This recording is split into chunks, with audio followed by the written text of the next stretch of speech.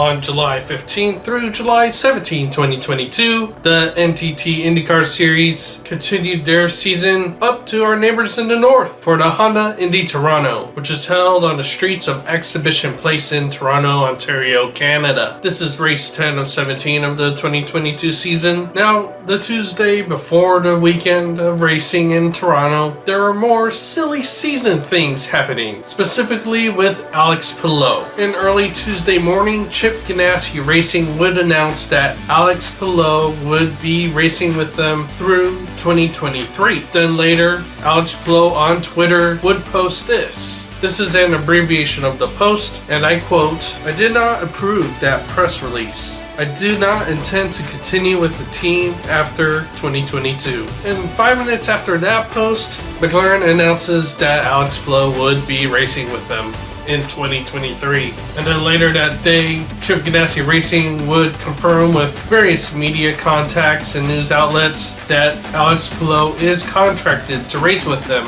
in 2023. This really sent motorsports news media in a frenzy. This drove the will he or won't he be with this team or that team type of news story. It really caused a lot of controversy before the weekend of the Honda Indy Toronto. Then when it came to that race weekend in Toronto, Alex Palou would come face to face with the news media. He would not give a definitive answer to where he will drive in 2023. He mentions his focus is on continuing the 2022 season and focusing on his racing. And with that, let's focus on the racing that weekend of the Honda Indy Toronto. In qualifying, Colton Herta would break the streak of 9 different drivers from 9 races of different pole position winners, winning his second pole position of the 2022 season for the Honda Indy Toronto. Scott Dixon would start alongside Herta in second. Up in the front, the race started clean, but it would be in mid-pack where we see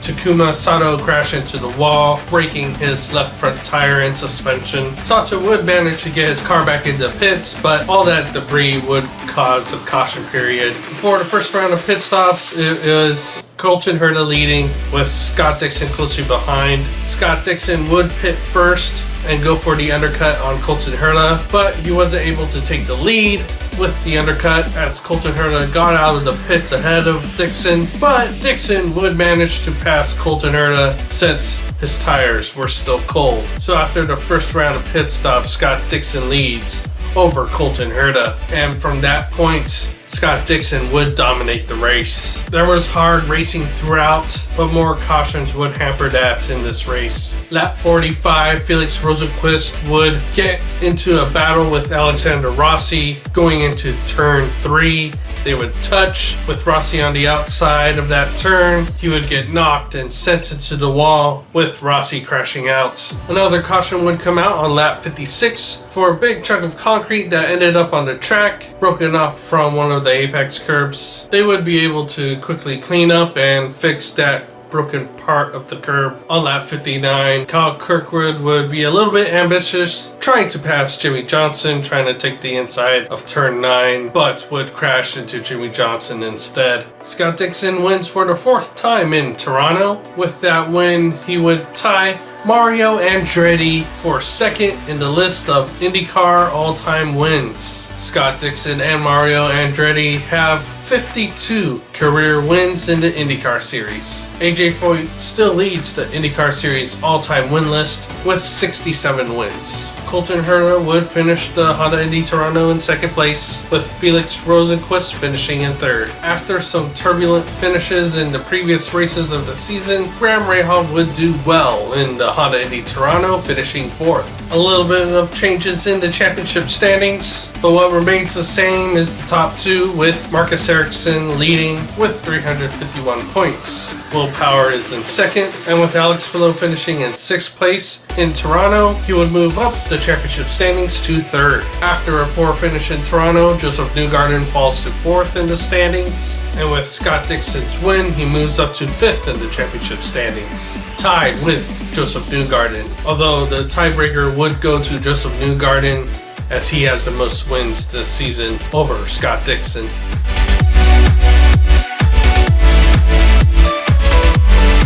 The next races for the 2022 IndyCar Series season is this weekend for a doubleheader at Iowa Speedway. On Saturday, July 23, it's the HighVDeals.com 250, and then the second race on Sunday, July 24, is the Hy-Vee Salute to Farmers 300. That is my recap of the Honda Indy Toronto. Please check out more of my variety of videos on the Spellgo channel, and as always, thank you for watching.